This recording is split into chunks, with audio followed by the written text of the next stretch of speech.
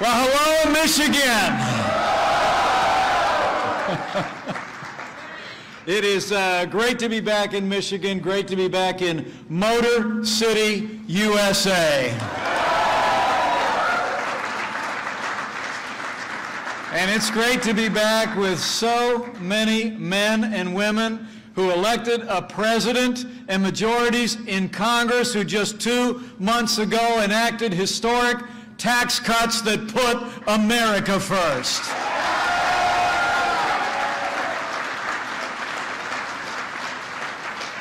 And speaking of which, I bring greetings from a man who just loves Michigan.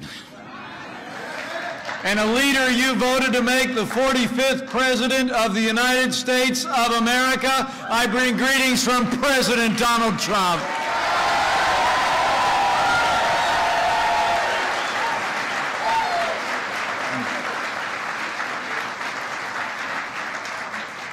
We got a lot to talk about today.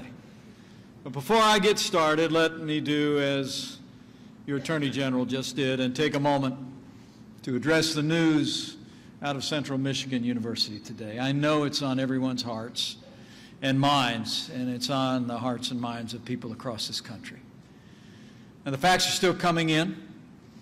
Our hearts go out to the fallen, to everyone in the Mount Pleasant community that's been impacted, and especially to the local, state, and federal agencies who are working together as we speak on the apprehension and the investigation. We can be proud of the men and women who serve in law enforcement.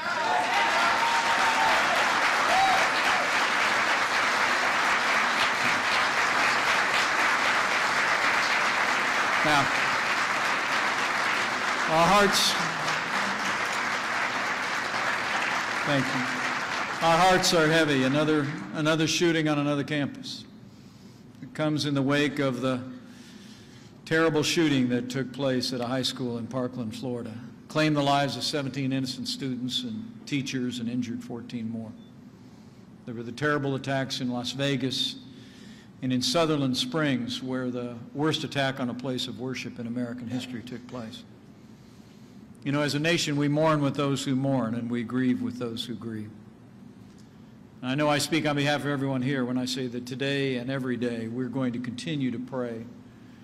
Continue to pray for all the victims and their families from all of these terrible events. When it comes to our schools, President Trump said it well. No child, no teacher should ever be in danger in an American school. Ever. And as the President told the nation's governors this week at the White House, school safety is now the top priority of the Trump administration. And I'll make you a promise, Michigan. Working with federal and state leaders, we're going to take strong action to strengthen background checks, to give our schools and law enforcement the resources and flexibility to keep our kids safe.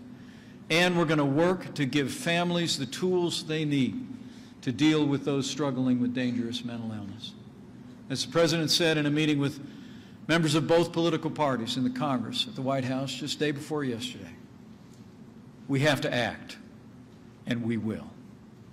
We've got a lot of work to do. With the President's leadership and the support of members of Congress and strong partners in the state, I promise you from my heart, this President, this administration will not rest until we make our schools safe again.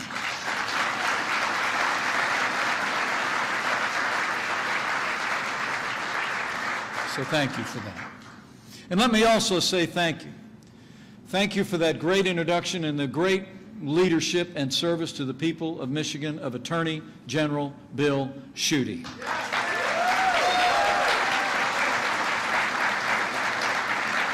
I'm honored to be joined by your Attorney General. He's a man of integrity and great devotion to this state. I'm also great to be joined by an old friend of mine and a great friend of President Trump's. He's been an ally of this administration. He's a tireless champion for the working men and women of Michigan. Congressman Tim Walberg is with us today, and you'll hear more from him. And finally, I want to thank our host today, an organization that's working tirelessly to promote the policies that are making a real difference in the life of Michiganders and in the life of our nation. Join me in thanking America First Policies for bringing us together for this great occasion.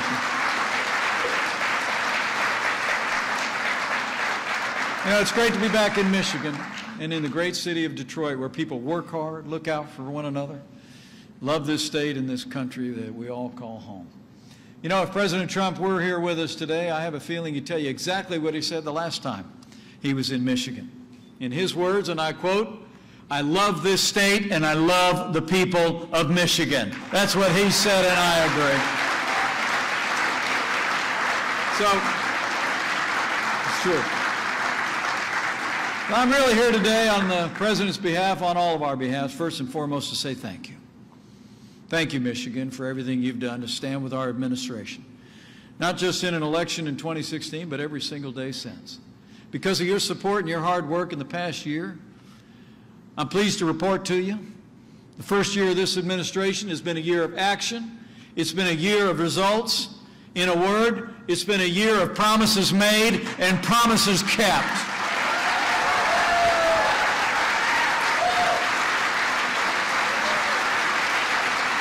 Good.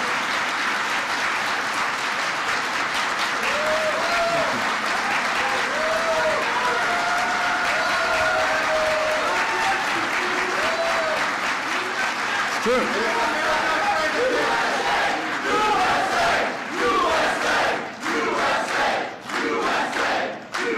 I mean, think about it. President Trump promised to rebuild our military and restore the arsenal of democracy, and in just a few short weeks, President Trump is going to sign the largest investment in our national defense since the days of Ronald Reagan.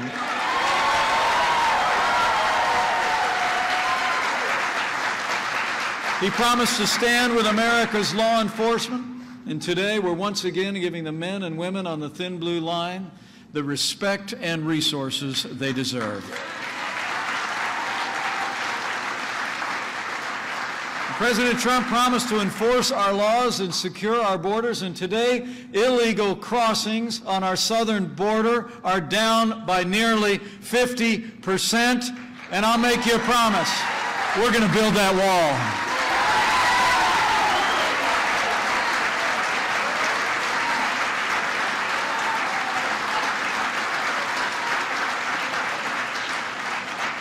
Beyond our borders, the President promised to restore American leadership and credibility on the world stage.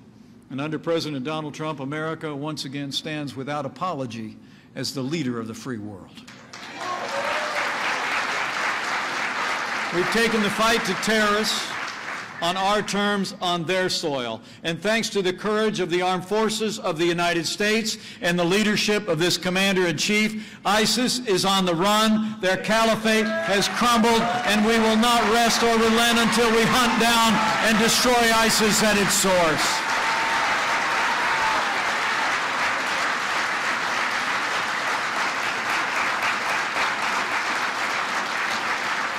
And we put the leading state sponsor of terror on notice as well. Made it clear that we will no longer tolerate Iran's destabilizing activity, and the United States of America will no longer certify the disastrous Iran nuclear deal.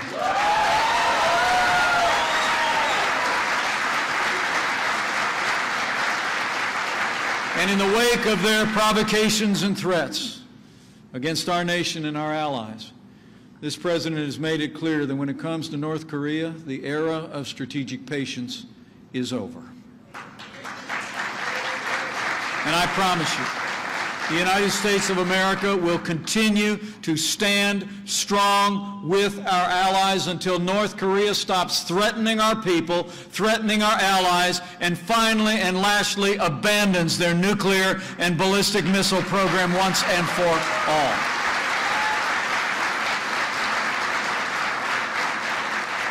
And here at home, the results have been just as dramatic. We've taken decisive action to restore the rule of law and rev the engine of the American economy. First off, this president promised to appoint strong conservatives to our federal courts at every level. And as I stand here today, President Trump appointed Justice Neil Gorsuch to the Supreme Court and set a record for the most Court of Appeals justices concurred in 1 year in American history. That's a record of judicial appointments. We promised to unleash American energy that fuels the Motor City. President Trump approved the Keystone and Dakota pipelines. He rolled back the Clean Power Plan, and President Trump put American manufacturing and America first when he withdrew our nation from the job-killing Paris Climate Accord.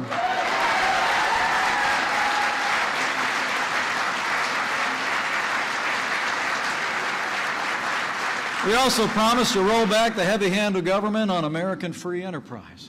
In fact, back on the campaign trail, some of you might remember that President Trump said, we're going to cut 2 federal regulations for every new regulation that goes on the books. But you know what? After our first year, President Trump has actually eliminated 22 regulations for every new federal rule on the Code of Federal Registry.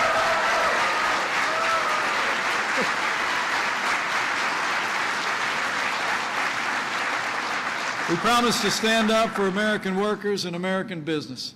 And under President Trump's leadership, we're also cracking down on unfair trade practices, and we are fighting for trade deals that are fair and reciprocal and put American jobs and American workers first.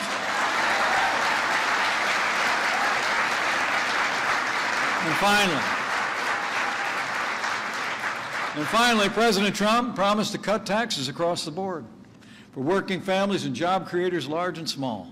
And just a little more than 2 months ago, President Trump, right before Christmas, kept his promise to the American people when he signed the largest tax cuts and tax reform in American history. That's promises made, promises kept.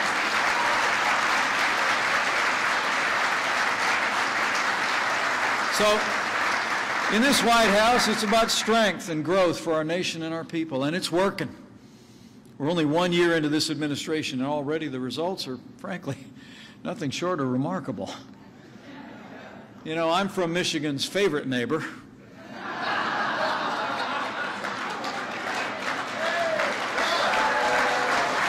The great state of Indiana. I remember a little bit of friendly competition we had with Michigan in football season, and March Madness is just around the corner. But we also competed for jobs and businesses every single day. While I'll always be a little partial to the Hoosier State, I got to give it to you. Michigan is leading the American comeback like never before.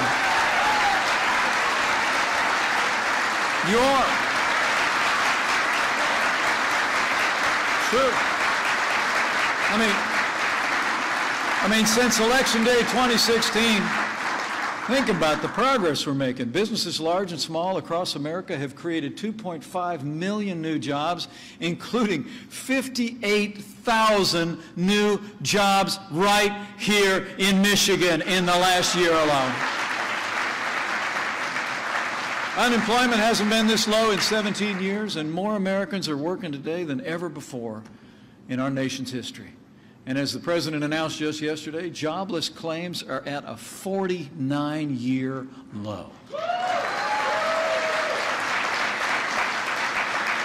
Here in the Motor City, unemployment has dropped more than 10% since Election Day 2016, and across the state, construction jobs are at a 10-year high. And while thousands of manufacturing jobs disappeared in the last year of the last administration, President Trump promised to fight for the men and women who run our factories, build our cars, and make the nation proud with every product that bears those 4 beautiful words, as the President calls them, made in the USA. And after just 1 year under President Trump's leadership, manufacturing in America is back. It's amazing. American companies have created nearly 200,000 new good-paying manufacturing jobs, including nearly 6,000 new jobs across Michigan alone. And after 8 years of a stagnant economy where wages wouldn't budge, Americans are seeing their paychecks rise faster than any point in nearly a decade. Because growth is back, confidence is back, and under President Donald Trump, America is back.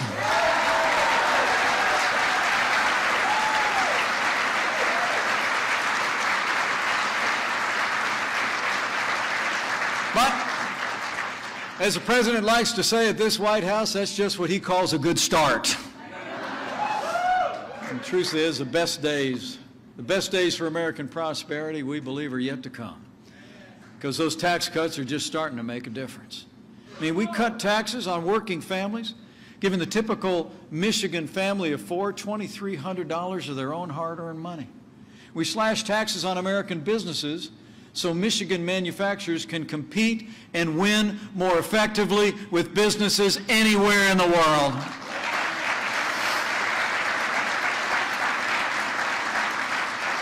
And we didn't just cut taxes on income and on businesses. We gave the American people the relief they've been crying out for. We repealed the Obamacare individual mandate tax. It is gone, off the books.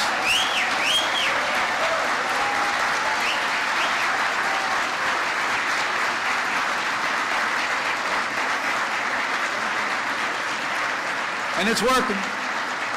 Since President Trump signed these new tax cuts into law, over 400 companies nationwide have announced more than $480 billion in new investments in American jobs and in American workers. In fact, here in the Motor City, you might have heard, Fiat Chrysler is giving out $2,000 tax cuts bonuses to all of its workers, and they're going to move their entire production line from Mexico to Michigan and create 2,500 new good-paying jobs and invest another $1 billion. Let's hear it for Fiat Chrysler saying yes to America and yes to Michigan.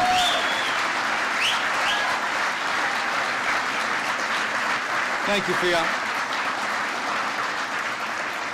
And as President Trump pledged to the people of this city 1 year ago, so I say to all of you today, under our administration, we'll forge, in his words, a new future of American automotive leadership.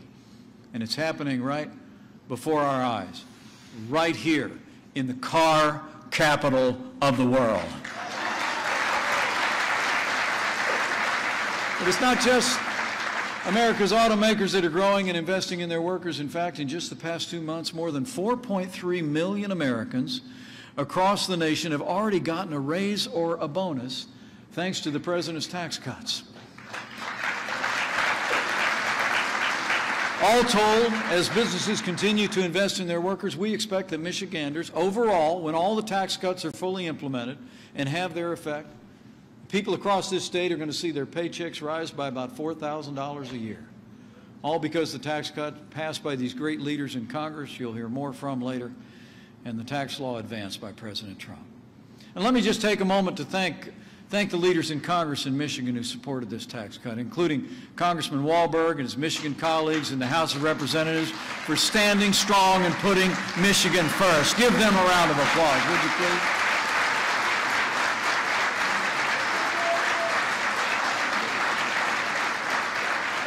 I mean, they voted in a very real sense. Representatives in Congress from Michigan who voted for this tax cut voted to give Michigan workers a raise. But that can't be said for the 2 U.S. senators who represent your state in Washington. Senator Debbie Stabenow and Senator Gary Peters voted no. In fact, Debbie Stabenow called our tax cuts, quote, a bad deal for the people of Michigan. Senator Debbie Stabenow said that, quote, the proof is in your paycheck, close quote. Well, you know what? You know what? In a way, she's right. The proof is in your paycheck. Your paychecks are getting bigger because the Trump tax cuts are working for Michigan and they're working for America.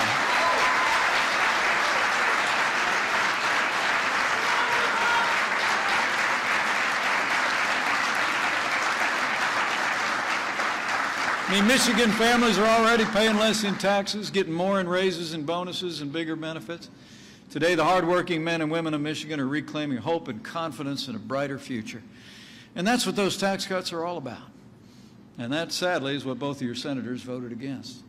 I don't know about the rest of you, but I just think the people of Michigan deserve better in the United States Senate.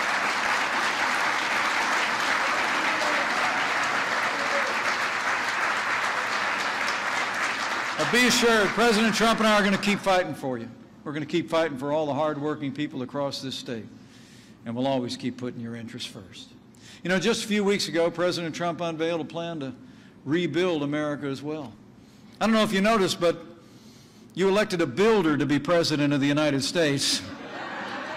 And under President Trump, we're going to give the American people the best roads, the best bridges, the best highways and airports in the world. We're going to rebuild America.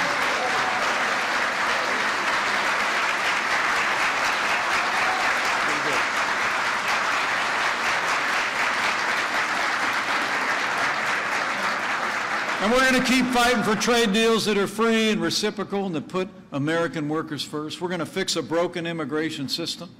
We're going to do it, as the President said in his words, with policies that focus on the best interest of American workers and American families. Folks, President Trump and I are going to keep making good. Dude. We're going to keep making good on all of the promises that we've made to the people of Michigan. Thank you. Thank you. But you know,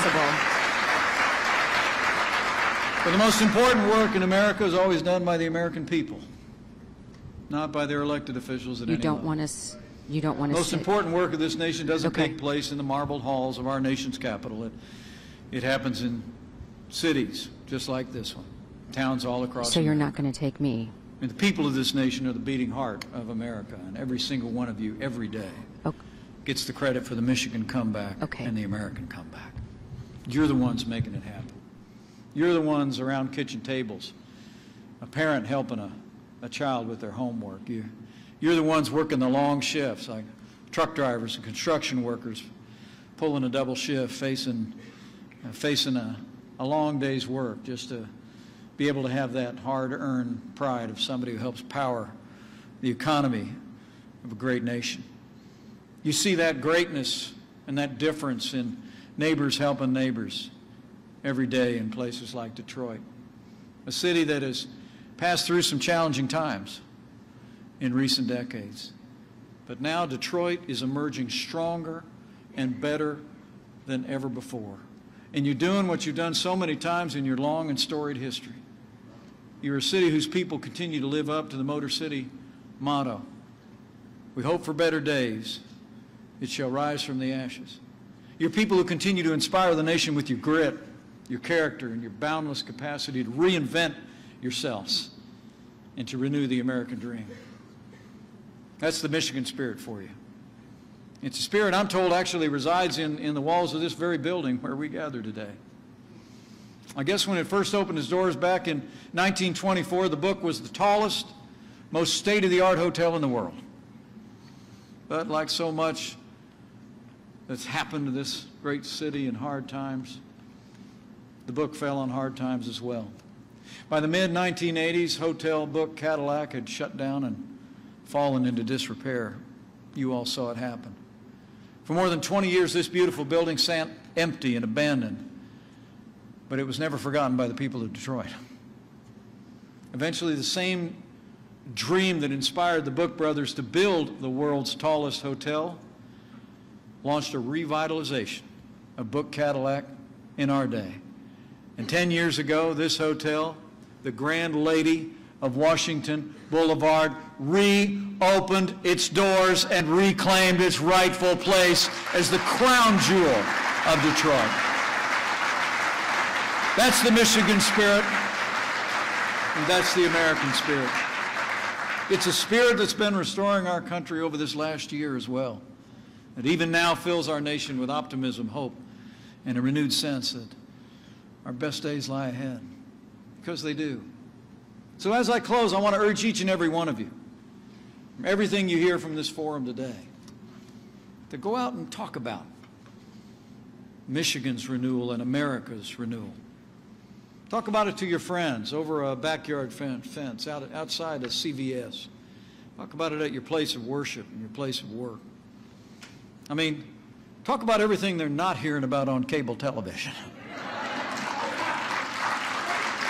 Are you with me? I mean, tell them what they're not hearing about on most of your cable channels.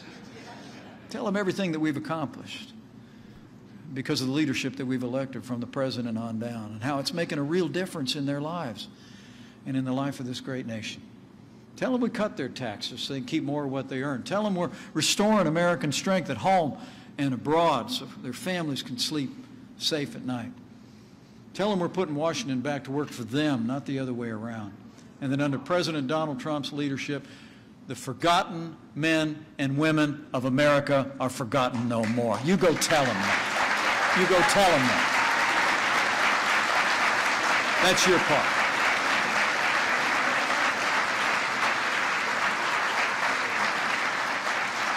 And in these challenging times of too much division in this great nation, if you're of a mind, there's one more thing I'd encourage you to do. You know, just a few short hours ago, President Trump and I were in Charlotte, North Carolina, where we had the chance to bid farewell to one of the greatest Americans of the past century, the Reverend Billy Graham.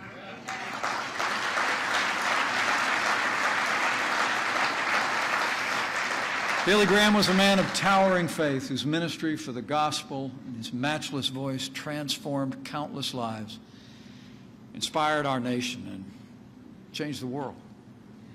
His message transcended politics. It sprung from what has always been, I believe, for millions of Americans, what Billy Graham called the hope for the present and hope for the future. So today I encourage you, if you share that same conviction, I encourage you to take advantage. Any opportunity to have, to bow the head and bend the knee, pray for our country.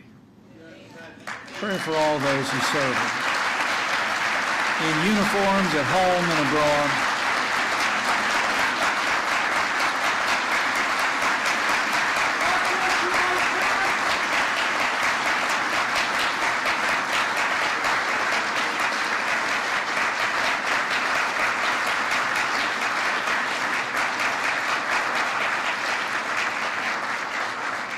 Pray for all of us that have the privilege in this great nation to serve the people of the United States. And when you pray, pray with confidence. Because I really do believe those ancient words, inscribed millennia ago, are still as true today as they ever were. That if his people who are called by his name will humble themselves and pray, he'll hear from heaven and he'll heal this land, this one nation, under God, indivisible, with liberty and justice for all. So thank you for the opportunity to spend some time with you on a Friday afternoon after a long week. And I just want to promise you, with the continued support of every one of you in this room and the good people of Michigan, with the strong support of our partners in Congress who are standing with this president every day to put America first, with President Trump in the White House, and with God's help, I know we will make America safe again. We will make America prosperous again. And to borrow a phrase, we will make America great again. Thank you very much. God bless you.